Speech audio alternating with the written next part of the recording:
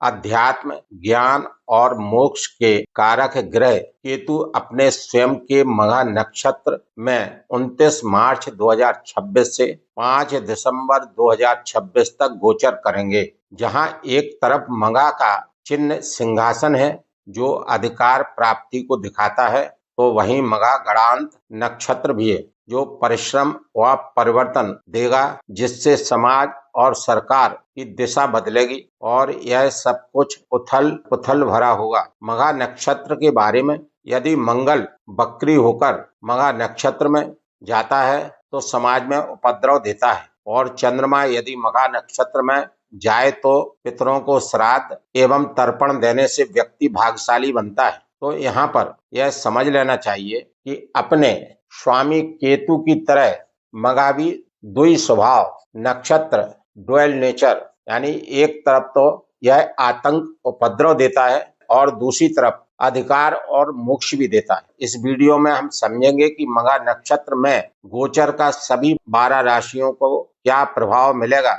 और हमें क्या उपाय करके इन राशियों के गोचर को शुभ करना चाहिए। महर्षि वेद व्यास ने नवग्रह स्तोत्र में केतु के बारे में लिखा है। पलाश पुष्प संकाशम तारका ग्रह मस्तकम रौद्रम रौद्रात्मकम घोरम तम केतुम प्रणम्यामहम्। साथियों नमस्कार, मैं आर.एस. खरे अपने चैनल मातु पित्त ज्योतिष ज्ञान के माध्यम से आप सभी दर्शकों का हार्दिक अभिनंदन स्वागत करता हूं। हमारे पूर्व जन्म के कर्मों का हिसाब रखने वाले केतु ग्रह अपने नक्षत्र मघा में जा रहे हैं। मघा को पितरों यानी पूर्वजों का नक्षत्र कहा जाता है। इस गोचर परिवर्तन से वैसे सभी 12 राशियां प्रभावित होंगी, लेकिन विशेष प्रभाव उन लोगों पर पड़ेगा जिनकी केतु की महादशा या अंतरदशा चल रही है। इस वीडियो में हम विस्तार से जानने का प्रयास करेंगे कि सभी 12 राशियां केतु के मघा नक्षत्र में गोचर से कैसे प्रभावित होने वाली हैं और हमें इनका क्या उपाय करना चाहिए, जिससे केतु का यह गोचर नकारात्मक प्रभाव न देकर सकारात्मक प्रभाव दे सके। केतु छाया ग्रह है और अध्यात्म, मोक्ष, मुक्ति का कारक है, और केतु से हमको काफी चीजें जीवन में ऐसी देखने को मिलती हैं जो हमारे पूर्वजों से मिलती चली आई हैं। जैसे केतु आनुवांशिक परेशानियां देने का कार्य करते हैं। पितृदोष का कारण भी केतु रहते हैं। अभी तक मेरा यह वीडियो आप लोगों को अच्छा लगा हो तो कृपया चैनल को लाइक, सब्सक्राइब एवं शेयर करना न भूलें। वीडियो को अंत तक अवश्य देखते रहें ताकि आप 12 राशियों का केतु का मघा नक्षत्र में समस्त गोचर फल को समझते हुए वीडियो के अंत में बताए जा रहे उपायों को करके केतु के इस लंबी अवधि के 8 महीने के मघा नक्षत्र से गोचर फल को सकारात्मक रूप में बदल सके। अब सबसे पहले मेष राशि वाले जातकों के लिए केतु के मघा नक्षत्र में गोचर की चर्चा करते हैं। मेष राशि के लिए केतु आपके 5वें भाव से गोचर कर रहे हैं और अपने स्वयं के मघा नक्षत्र से गोचर कर रहे हैं। 5वां भाव हमारे नए कर्मों का है और पुण्य कर्मों का संचय का भी भाव है। धर्म त्रिकोण भाव है और इष्ट देव को इसी भाव से देखते हैं, और यह भाव पूर्व जन्म के फलों को भी दिखाता है। इन सब चीजों के लिए केतु का मघा नक्षत्र में गोचर का होना शुभ है, क्योंकि केतु अध्यात्म और मोक्ष का ग्रह है। जो लोग आध्यात्मिक प्रवृत्ति के हैं उनके लिए यह गोचर विशेष शुभ फलदायी रहेगा। कैरियर के संबंध में अच्छे फल प्राप्त होंगे, कैरियर में उन्नति होगी, धन के लाभ प्राप्त होते रहेंगे। वीडियो के अंत में उपाय दिए गए हैं, उन्हें करके केतु के इस गोचर से लाभ प्राप्त कर सकते हैं। वृषभ राशि वालों के लिए केतु का गोचर 4थे भाव में हो रहा है। 4था भाव अध्यात्म का है, मोक्ष को दिखाता है, धर्म कर्म अध्यात्म में रुचि का होना। लेकिन केतु कई बार 4थे भाव में मघा नक्षत्र में अनावश्यक भय देता रहता है, अनावश्यक सोच, विपरीत सोच देता रहता है। यहाँ पर वृषभ राशि वाले जातकों को पुरानी प्रॉपर्टी से विशेष लाभ होंगे, लाभ के योग बनेंगे। माँ की सेहत को लेकर चिंता हो सकती है, लेकिन परिवार की मदद से सफलता के योग बने। कई तरह से पारिवारिक जीवन में सफलता प्राप्त हो सकती है। मिथुन राशि वालों के लिए 3रे भाव में केतु का मघा नक्षत्र में गोचर हो रहा है। तीसरे भाव में केतु के गोचर से जातक अध्यात्म से जुड़ सकता है और गुरु शिष्य की भावना जागृत हो सकती है। गुरु के प्रति, बड़ों के प्रति आदर की भावना देखने को मिल सकती है। विदेशी यात्राओं के योग भी बनते हैं, धार्मिक यात्राओं के योग भी बनते हैं। नए कार्य लाभदायक सिद्ध होंगे, की गई यात्राएं सार्थक होंगी।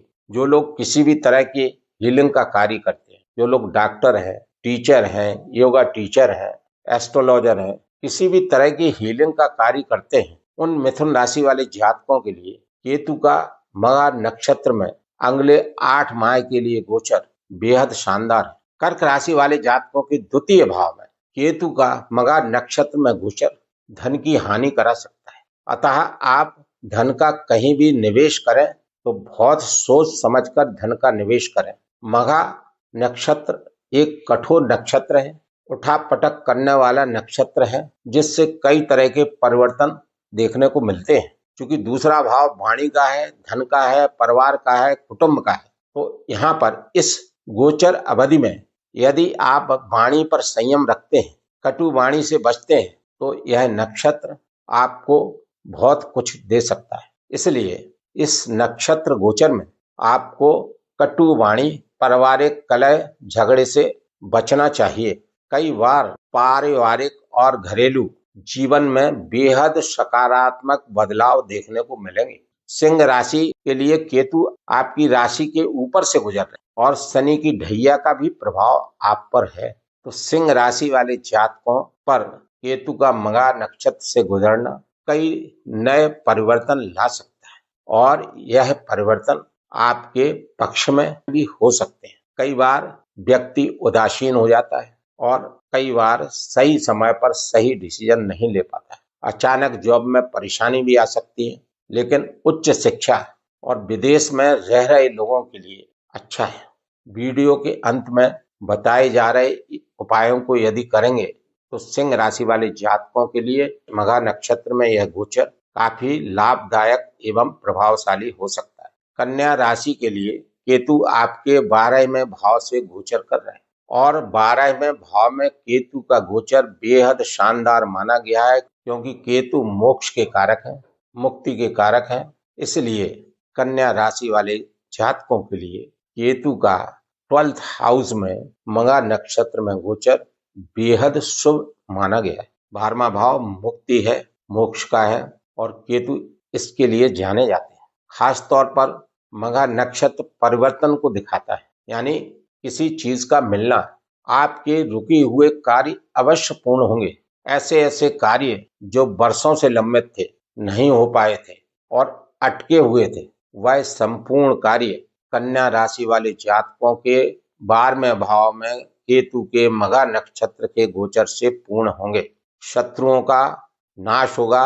यदि कन्या राशि वाले जातक किसी भी रोग से पीड़ित होते हुए चले आ रहे हैं तो वह रोग समाप्त होंगे और आध्यात्मिक लाभ प्राप्त होता रहेगा। तुला राशि के लिए केतु देव 11वें भाव से गुजर रहे हैं और मघा नक्षत्र से गुजर रहे हैं और मघा नक्षत्र बनाने का नक्षत्र है, बदलने का नक्षत्र है, उठा पटक का नक्षत्र है और विशेष रूप से परिवर्तन का नक्षत्र है।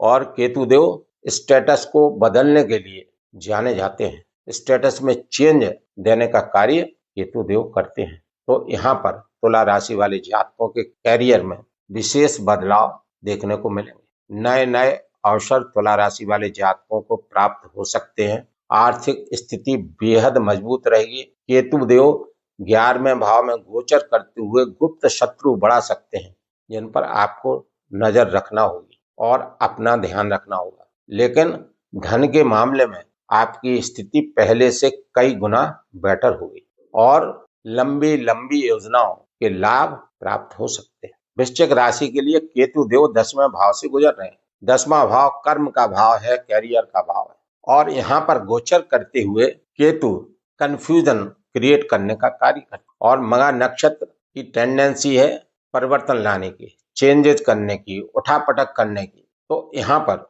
वृश्चिक राशि वाले जातकों को कैरियर में बेहद सावधानी रखना पड़ेगी। स्थानांतरण के योग बनते हैं, वर्क प्लेस चेंज हो सकता है। कैरियर को लेकर बेहद सावधानी बरतने की जरूरत है और कैरियर में ईमानदारी से कार्य करने की आवश्यकता है, क्योंकि केतु सेवा कराते हैं, ईमानदारी से डिटैचमेंट दिलाने का कार्य करते हैं। केतु का सिंबल सिंहासन है।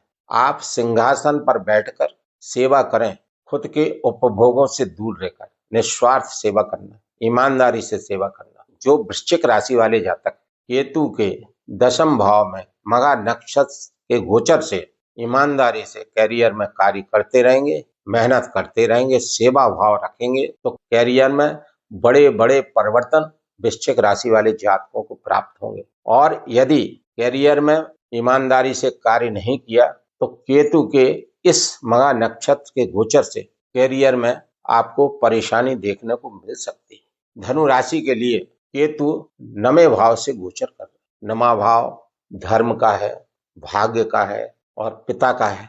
आध्यात्मिक लाभ से भी इस भाव को देखते हैं। धर्म त्रिकोण भाव भी है। धनु राशि वाले यदि कोई भी नया कार्य शुरू करना चाहते हैं तो कर सकते हैं, उनको लाभ प्राप्त होगा। धनु राशि वाले जातकों पर शनि की ढैया का प्रभाव है, अतः स्वास्थ्य का ध्यान रखना जरूरी होगा, खान पान का ध्यान रखना जरूरी होगा। वीडियो के अंत में उपाय करके धनु राशि वाले जातक केतु के दुष्प्रभाव से बच सकते हैं। मकर राशि के लिए केतु का गोचर आपके 8वें घर से हो रहा। 8वां घर गुप्त ज्ञान का है, गुप्त चीजों का है, तंत्र मंत्र विद्याओं का है, ज्योतिष का है, रिसर्च का है, डूबी हुई चीजों का है, पूर्वजों का है, पितरों से आशीर्वाद लेने का है। तो जो मकर राशि वाले जातक पितरों का तर्पण करेंगे, श्राद्ध वगैरह करेंगे, तो उनको पितरों के आशीर्वाद प्राप्त होंगे और पितरों की सदगति होगी, जिससे उनको पितरों के आशीर्वाद से उनकी भी सदगति होगी और मकर राशि वाले जातकों को हर तरह से लाभ प्राप्त होते रहेंगे। यह समय रुके हुए कार्यों को आगे बढ़ाने का है। कैरियर में नए नए परिवर्तन, कैरियर में अच्छी उन्नति के योग भी बनेंगे और कैरियर या व्यापार में नए नए रास्ते खुल सकते हैं। कुंभ राशि के लिए केतु आपके 7वें भाव से गोचर कर रहे हैं। 7वां घर विवाह का है, दाम्पत्य जीवन का है, रोजगार का है, पार्टनरशिप का है। यदि जन्म कुंडली में केतु की स्थिति अच्छी है तो दाम्पत्य जीवन सुखी रहेगा, व्यापार में उन्नति होगी और नए पद का लाभ भी मिल सकता है। और यदि केतु की स्थिति जन्म कुंडली में कमजोर है और शनि की 7.5 का भी प्रभाव है तो बहुत सावधानी रखने की आवश्यकता होगी। रोजगार में निवेश सोच समझ के करें, कटु वाणी से बचें, क्योंकि राहु की दृष्टि भी 7वें भाव में होगी। अनावश्यक सोच बन सकती है, मानसिक चिंता बढ़ सकती है। इन सब के लिए वीडियो के अंत में बताए जा रहे उपायों को करके कुंभ राशि वाले जातक मघा नक्षत्र गोचर से लाभ प्राप्त कर सकते हैं। मीन राशि के लिए केतु आपके 6ठे घर से गोचर कर रहे हैं और शनि की 7.5 का प्रभाव भी है, अतः स्वास्थ्य का ध्यान रखना बहुत आवश्यक है। प्रोफेशन एवं कैरियर में बदलाव के योग भी बनते हैं। कई बार केतु 6वें भाव में गोचर करते हुए शत्रुओं का नाश करेंगे। रोग यदि चले आ रहे हैं तो वह समाप्त होंगे और आपको कैरियर में नए नए परिवर्तन देखने को मिल सकते हैं। यदि जिन मीन राशि वाले जातकों की जन्म कुंडली में केतु अच्छे नहीं हैं, उनको बहुत सावधानी रखने की आवश्यकता होगी और वीडियो के अंत में बताए जा रहे उपायों को करके केतु के मघा नक्षत्र गोचर से लाभ प्राप्त कर सकते हैं। ज्योतिष में प्रमुखता 2 तरह के उपाय लाभदायक हैं, एक व्यवहारिक उपाय, दूसरा ज्योतिषीय उपाय। व्यवहारिक उपाय में केतु सेवा चाहते हैं, आप अपने कार्य क्षेत्र में ईमानदारी से निस्वार्थ सेवा करते रहें, यह केतु देव चाहते हैं। तो आपको अपने कैरियर में निस्वार्थ सेवा करना। केतु के मघा नक्षत्र का सिंबल चिन्ह सिंहासन है, तो सिंहासन पर बैठकर आप जिस पद पर आसीन हैं उस पद पर बैठकर निस्वार्थ ईमानदारी से सेवा करते रहे। सर्विस विद डिटैचमेंट, निस्वार्थ सेवा, यह आपको करना है। दूसरा, चंद्रमा जब मघा नक्षत्र से गोचर करे तो उस समय यदि आप पितरों का श्राद्ध तर्पण करेंगे तो पितरों की असीम कृपा आप पर होगी, इससे पितरों को सदगति प्राप्त होगी और पितरों की कृपा से आपको भी सदगति मिलेगी, आपके सारे कार्य बनेंगे। और ओम केम केतवे नमः का मंत्र जाप अधिक से अधिक बार कर सकते हैं और महर्षि वेद व्यास के नवग्रह स्रोत में से केतु का स्रोत भी अधिक से अधिक बार जाप कर लाभ प्राप्त कर सकते हैं। पलाश पुष्प संकाशम तारका ग्रह मस्तकम रोदम रोदात्मकम घोरम तम केतुम प्रणमामह्यम। केतु देव का यह पावरफुल मंत्र है। इसको जितने बार अधिक से अधिक आप करेंगे केतु की कृपा प्राप्त होती रहेगी। मघा नक्षत्र चूंकि स्वयं केतु का नक्षत्र है, केतु इस नक्षत्र के स्वामी हैं, तो इस मंत्र जाप करके और बताए गए उपायों को करके सभी राशि वाले जातक केतु के इस मघा नक्षत्र गोचर से लाभ प्राप्त कर सकते हैं। इस वीडियो में मेरे द्वारा अब तक दी गई जानकारी यदि आप लोगों को अच्छी लगी हो तो कृपया चैनल को लाइक, सब्सक्राइब एवं शेयर करना ना भूलें। धन्यवाद।